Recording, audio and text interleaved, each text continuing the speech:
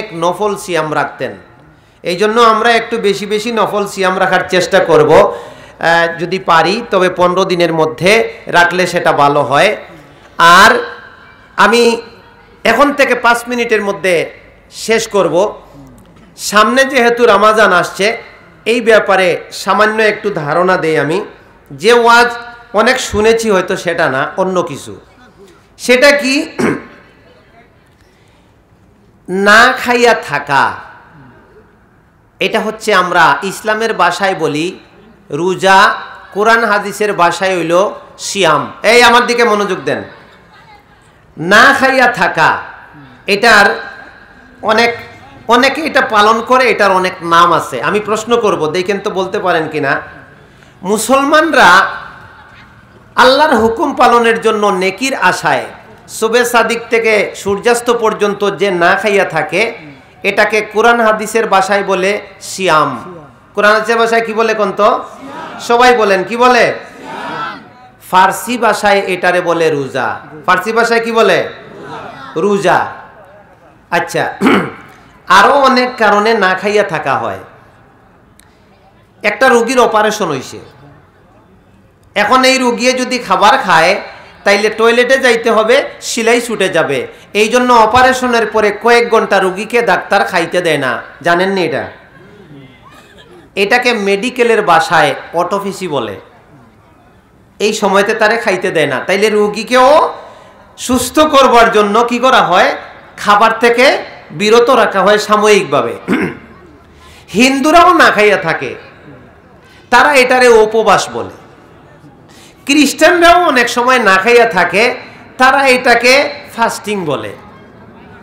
তাহলে না খাইয়া থাকার অনেক নাম আমরা পাইলাম। আরেকটা নাম বলি, অনেক সময় আন্দোলন হয় না?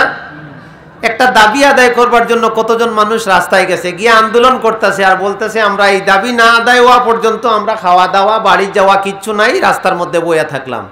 এটারে কি বলে কন্ত? মারহাবা, নাম পাইছে। তাইলে না খাইয়া থাকার এবার কয়টা নাম পাইলে, এটা অনেক মজা পাবেন। এটা এরপরে আমি বলতেছি শেষের দিকে আইসা। না খাইয়া থাকার কয়টা নাম পাইলাম? রোগীকে বাঁচানোর জন্য না খাইয়া থাকা মেডিকেলের ভাষায় অটোফেসি। হিন্দুরা না খাইয়া থাকে, এটারে বলে উপবাস। খ্রিস্টানরা না খাইয়া থাকে, এটারে বলে কি? ফাস্টিং। আর দাবি আদায়ের জন্য আন্দোলন করতে গিয়া না খাইয়া থাকে, এটারে বলা হয় কি? অনশন। অনশন কি বলে? অনশন। আর মুসলমানরা আল্লাহর সন্তুষ্টির জন্য সারাদিন না খাইয়া থাকে, এটাকে কোরআন হাদিসের ভাষায় কি বলে বলেন? সিয়াম। ফার্সি ভাষায় কি বলে বলেন? রোজা। এবার আমি আর একটু সহজ করে দেই। এই রোজা রাখলে নেকি হয়, এটা বিশ্বাস হয়নি। রোজা রাখা ফরজ, এটা বিশ্বাস হয়নি। এর পাশাপাশি একটা জিনিস বলি, এই জিনিসটা যদি কোনো মানুষ জানতো তাইলে জীবনে রোজা কাজা করবে না সে।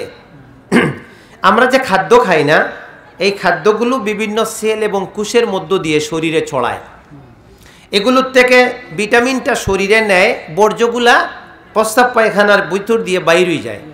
তো এই অনবরত খাদ্য খাইতে খাইতে খাইতে খাইতে বিরতি না দিলে কি হয়? অনেক ধরনের জীবাণু তৈরি হয় শরীরের মধ্যে। সেলগুলো অনেক সময় বন্ধ হয়ে যায়, ব্লাড সার্কুলেশন অনেক সময় বন্ধ হয়ে যায়। এই জন্য মানুষের সুস্থ থাকবার জন্য আল্লাহ সুবহানাহু ওয়া তাআলা এই সিস্টেমটা দিয়েছেন এবং এটার মধ্যে অনেক নেকি রেখে দিয়েছেন এবং বলেছেন যারা রমজানে সিয়াম রাখবে তাদেরকে রাইয়ান নামক জান্নাত দিবেন। সুবহানাল্লাহ। রোজা রাখা শুধু নেকির জন্য তো না, নেকি তো অবশ্যই আছে, কিন্তু এটা আল্লাহ দিয়েছেন মানুষকে সুস্থ করবার জন্য। ডায়াবেটিস হয়, আলসার হয়, গ্যাস্ট্রিক হয়, আপনার পেট ফাঁপা, আপনার খালি বাতাস বাইর হয়, খাইতে পারেন না, বদহজম হয়, অনেক সমস্যা।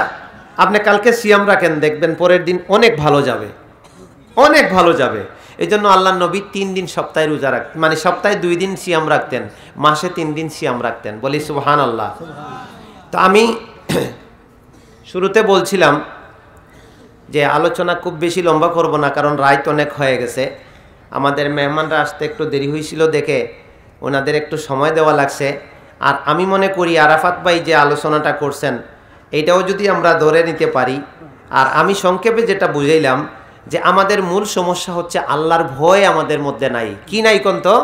আল্লাহর ভয় নাই। এই আল্লাহর ভয় আমাদের মধ্যে যতদিন আমরা না আনবো ততদিন আমরা কোথাও শান্তি পাবো না। যিনি প্রেসিডেন্ট হবেন তিনিও আল্লাহকে ভয় করবেন, যিনি মন্ত্রী হবেন তিনিও আল্লাহকে ভয় করবেন, যিনি মেম্বার হবেন তিনিও আল্লাহকে ভয় করবেন, তাহলে আর তারা জনগণের টাকা চুরি করবে না। আর যতদিন পর্যন্ত আল্লাহর ভয় তাদের মধ্যে না থাকবে লোক পরিবর্তন হবে কিন্তু চুরি বন্ধ হবে না। চুরি কোনোদিন বন্ধ হবে না যদি আল্লাহর ভয় না জাগ্রত হয়। এক সাহাবী যুদ্ধে গেছেন, শহীদ হয়ে গেছেন। এই হাদিসটা বলে আমি শেষ করতেছি। শহীদ হয়ে গেছেন। আল্লাহর নবী বললেন সাহাবীদেরকে, বলো তো তিনি কোথায় গেছেন? সবাই বলছে জান্নাতে। আল্লাহর নবী বলছেন যে না, উনি জাহান্নামে গেছে। নাউজুবিল্লাহ। উনি কোথায় গেছে? জাহান্নামে গেছে। সাহাবীরা আশ্চর্য হয়ে গেছে। বলেন কি আপনি? সাহাবীর মতো মানুষ যুদ্ধে লিপ্ত হইয়া শাহাদত বরণ করছে, ওনার তো জান্নাতের গ্যারান্টি পাওয়ার কথা, জাহান্নামে গেল কেমনে?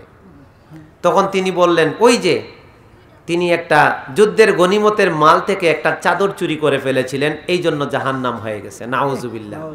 তাইলে আজকে জনগণের টাকা পয়সা, চাল, গম, হ্যাঁ, রড, সিমেন্ট, এগুলো যারা চুরি করে নিজেদের বাড়ি গাড়ি করেন তাদের অবস্থাটা কি হবে? এখন তাকে কে ভালো করবে?